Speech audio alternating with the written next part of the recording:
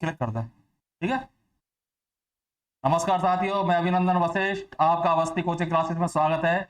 एक बार फिर से अवस्थी कोचिंग क्लासेज आपके सामने टेस्ट सीरीज लेकर आई है, जो कि ऑफलाइन चालू है। कुछ ही समय बाद ऑनलाइन भी चालू करने का प्रावधान अभी चल रहा है।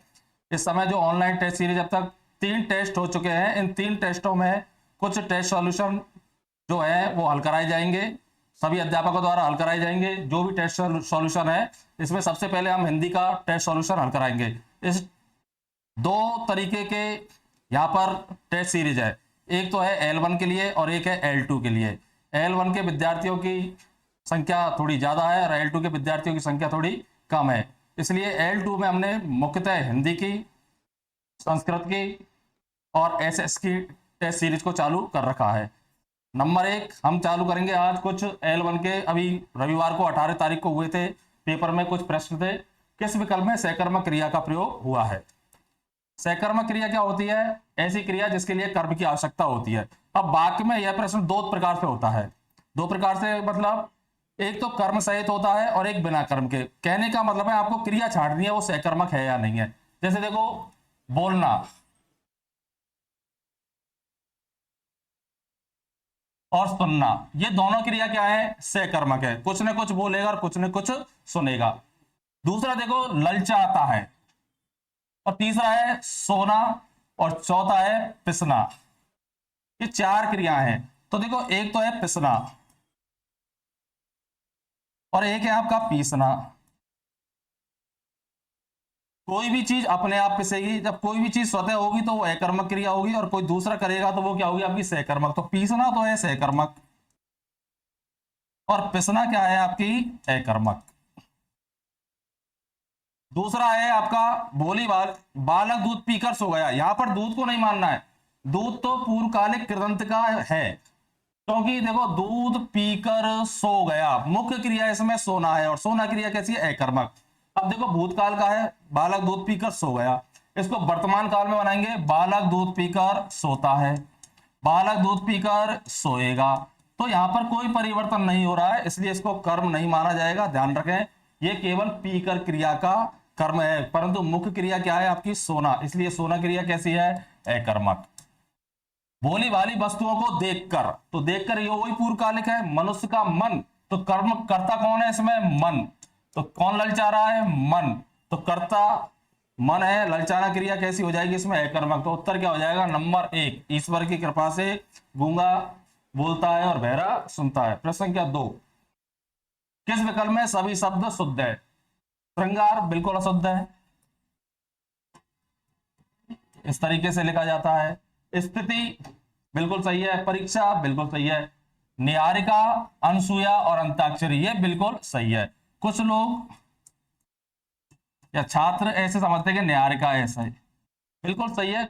कई किताबों में ऐसे ही लिखा हुआ है, और ज्यादातर अखबार वगैरह इनमें देखते हैं तो निहारिका ऐसे लिखा रहता है, क्योंकि वास्तविक रूप में निहारिका कैसे लिखा जाता है? इस तरीके से। अंत्योदय सही है, परंतु नूपुर गलत है। नूपुर कैसे लिखेंगे? इस तरीके से। मुमुक्षु बिल्कुल सही है, पत्नी सही है, श्रीमती गलत है। श्रीमती में कमलनी बिल्कुल सही है, ये गलत है, ये गलत है। इस तरीके से कौन सा उत्तर हो जाएगा? विकल्प संख्या 2। प्रश्न संख्या 3,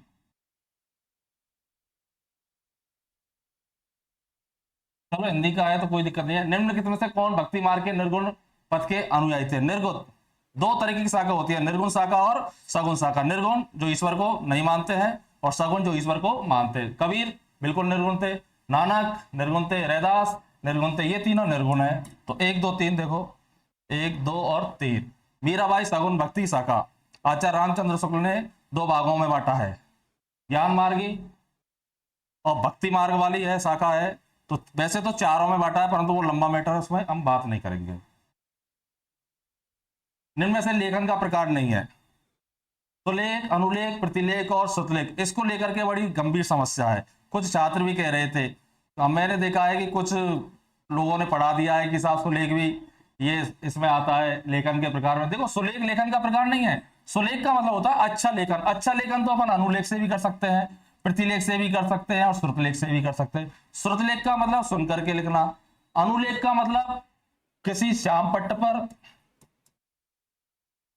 या पुस्तिका पर कुछ पंक्ति लिख दी जाएंगी, छात्र उनका अनुकरण करेगा। जैसे अपन बचपन में सुलेख पढ़ते थे, एक एक लाइन छोड़ के, जैसे गाय हमारी माता है, भारत मेरा देश है, वो किस में आता था? सुलेख में। तो है क्या वो? अनुलेख। और प्रतिलेख क्या है? मुद्रित सामग्री कोई भी है, जैसे अखबार है, कोई बाल अंश है, पत्रिका है, मुद्रित सामग्री में से जो कुछ भी लिखा जाएगा उसको देख करके वो क्या कहलाएगा? आपका प्रतिलेख कहलाएगा। तो ये तीनों लेखन के प्रकार हैं, परंतु सुलेख यानी ये तीनों की तीनों सुलेख के अंतर्गत आते हैं। सुलेख का मतलब अच्छा लेखन।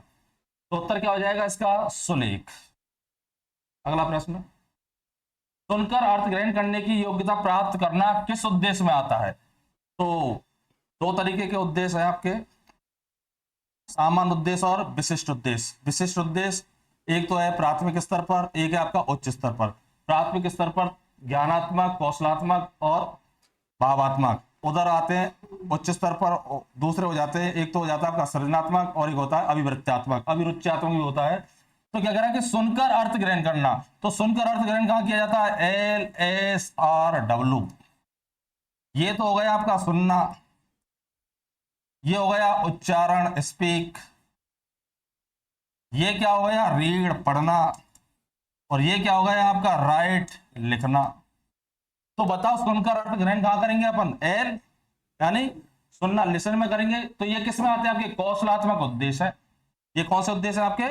कौशलात्मक उद्देश्य। पर ज्ञानात्मक क्या है? भाषाई तत्वों की जानकारी। भाषाई तत्वों की जानकारी कौन से कौशल में दी जाती है? तो उत्तर क्या, सॉरी, किस उद्देश्य में दी जाती है? तो उत्तर क्या होगा आपका? ज्ञानात्मक। ये परीक्षा में कई बार आ चुका है। अगला पांच ही है, ठीक है, धन्यवाद। आगे के पेपर L2 जिसमें 60 प्रश्न है उनको हल कराएंगे, और जल्द से जल्द हमारा प्रयास है कि YouTube पर भी हम लाइव आएंगे और रोज प्रश्नोत्तरी आपकी जारी रहेगी। धन्यवाद।